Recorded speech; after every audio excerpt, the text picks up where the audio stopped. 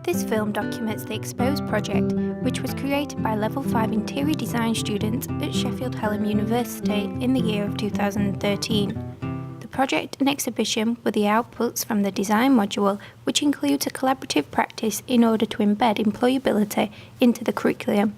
This module is designed to provide students with an opportunity of developing themselves as a reflective practitioner, developing an understanding of different professional contexts in which they may work and enhance their ability to contribute to them. As part of this module, each student was allocated an industrial expert who became known as the exposed expert of their projects. The experts gave the students a problem or an area that required further investigation. The student's task was to research the work of their expert and, in collaboration, creatively interpret and represent their work in an outward-facing context at a group exhibition. The students work collaboratively to record and report their findings by producing a three-dimensional or time-based response. For example, a student could create a video installation, a soundscape, a montage, or a three-dimensional model. The students worked in groups, and they had 10 weeks from the launch event until the exhibition opening night to research, design, and develop a creative installation. They worked independently, yet received feedback from teaching staff through tutorial sessions. The students documented this process through their shared blogs, which the experts also had access to. This enabled them to discuss, negotiate, and agree upon key issues relating to the exhibition, in addition to students being able to analyse and evaluate their engagement through a group blog. The majority of the installations were constructed within the workshops at Sheffield Hallam University.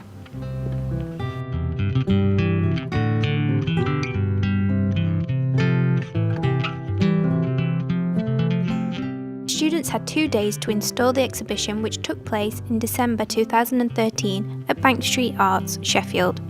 The opening night was on Tuesday the 10th of December and was very well attended by students, staff and experts. We had local news coverage in the newspaper and on the radio. The exhibition ran for a week at the gallery space, which was open to the public.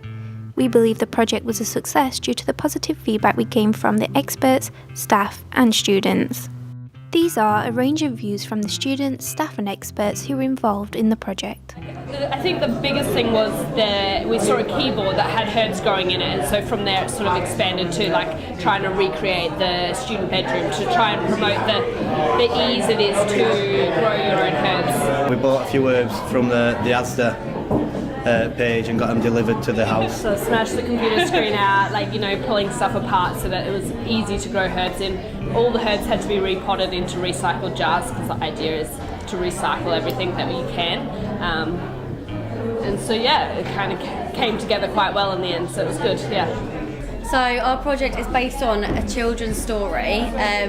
Our expert is a children's author who's written a story about a little girl called Little Pip. And basically we've just designed a box that she would have had in her bedroom and a model of the house she would have lived in as well. So the model actually didn't take very long. It was really simple and straightforward to do. All we did was build the shapes on AutoCAD and then used the laser cutter in the workshop just to cut the shapes out, and we put etching, bricks on the side, and cut out a door and some windows, and we decided to leave Little Pip's room exposed so that people could actually see it, because that's one of the main features in the story, her actual bedroom. So we just thought if we left that exposed so people could see it would have more impact on the viewer. So that was actually really simple and straightforward to do. And so was the chest. We had to go out looking for the chest, and we just went to loads of charity shops to try and find the right one. So that was a bit difficult, wasn't it? But we managed to find this one, which we thought fitted the story quite well because it's old and covered in sort of strange wallpaper. So it fitted the story well. And then we just went around loads of shops trying to find children's sort of toys and things that would relate to the story. So we bought binoculars because she's a really sort of adventurous character and she likes going on loads of adventures. So we thought that would link in well. And we just tried to put ourselves in the shoes of a child and think what they would have in their room in a toy chest. And then when we came in today, it didn't take long at all. We were really prepared we had everything we needed.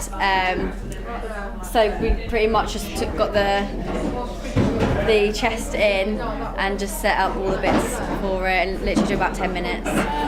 The bottom bit is acrylic, and then we etched an abstract pattern into it, and then we used purple for truth, and orange is like warmth and it's familiar and like a friendly colour, and then the web bit that's supporting the tree is like emotional patterns in your brain, like how it's recorded, and then the glass represents the room and the nature inside of it, and that's like a safe haven for the person to go, and then the spikes are all metal and they're suspended and they like represent the obstacles in the person's life. I think like with Kat, collaborating with her, like she was been really helpful and she's really nice and she's quite involved, and she left the brief quite open, so that made it easy for us to go in whatever direction we wanted. Yeah. Each group was responsible for a particular aspect of organising the exhibition, such as curating the space so there was a managed layout of work, organising publicity by designing posters which would promote the exhibition,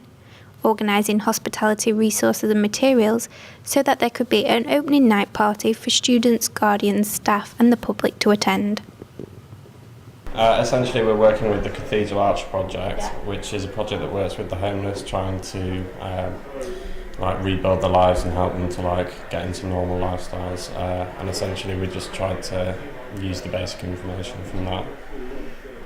We chose these words because we wanted to open people's eyes to homelessness and not just think that it's people sitting in the streets and begging for money. And we chose the words because they're things that you wouldn't expect homelessness to come from, such as the armed forces. You wouldn't really think someone would come out of that. Whereas debt and alcohol and drugs are more common things that you'd expect from homelessness. It's not obvious that some of these words would make someone homeless. Our subject was death, so we did a lot of wide research on everything surrounding it, and then the inspiration came from the idea of memorial spaces and how people connect with them.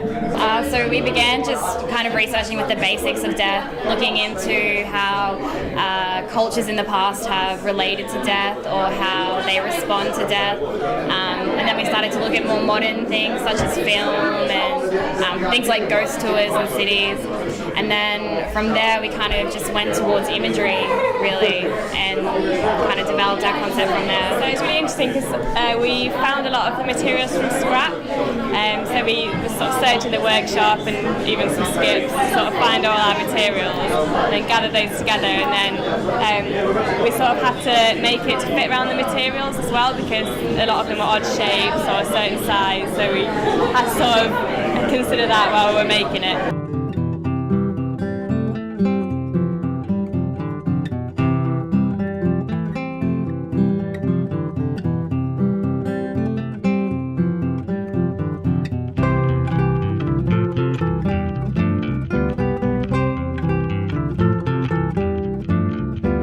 Expert Liam Garcia, who wanted us to create something related to water and raindrops, so this is obviously the main inspiration. We used a fishing wire to give the illusion that it's floating, and we added crystals to it just to add that element of raindrops, as well as the glow. From the weight of it, it has actually made quite a nice hang overall rather than it flowing, because we did use the idea of balloons, but it would have been too light, so actually the weight of it was actually not a bad idea.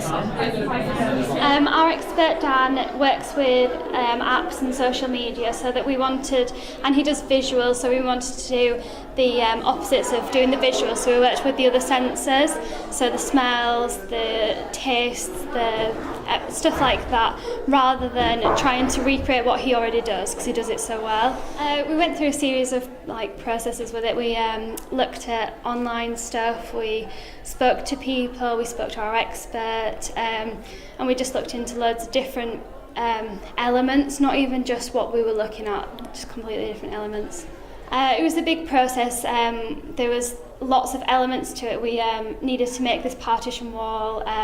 There was buying things that we could just buy. There were making things. There were visuals that we needed to do.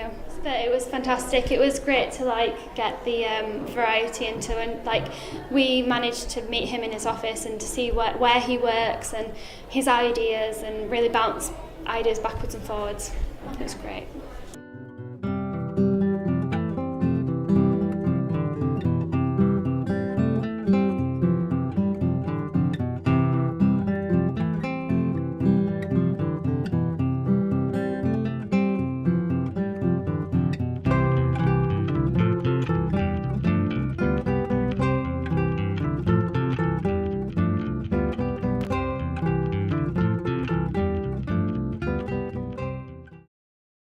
The final outcome also provided students with an opportunity to present their work to a public audience in a visual and interactive manner.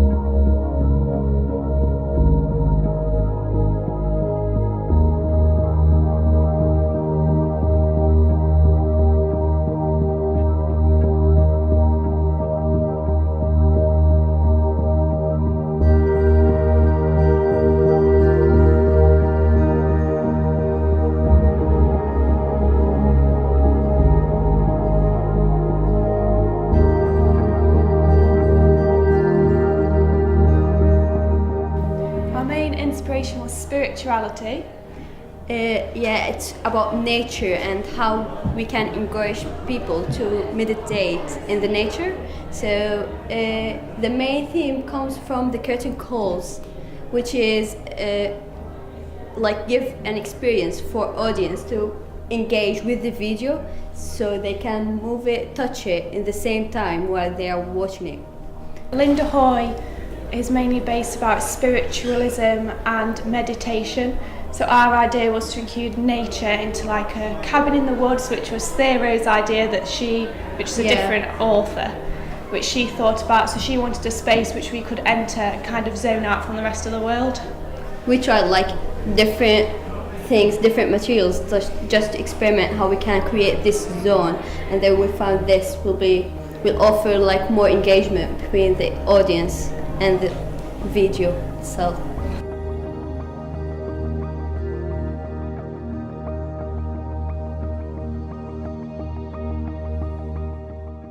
Our expert helps lots of family businesses, so we played on children relying on business to be successful, and found Chatterbox as a childhood toy, and it's very interactive, and we wanted to put the person that's using the Chatterbox in a business person's shoes, making decisions that they would have to make, and so it had to be interactive, so that's where we got the inspiration from. Anyway. I'm very impressed. It's very good.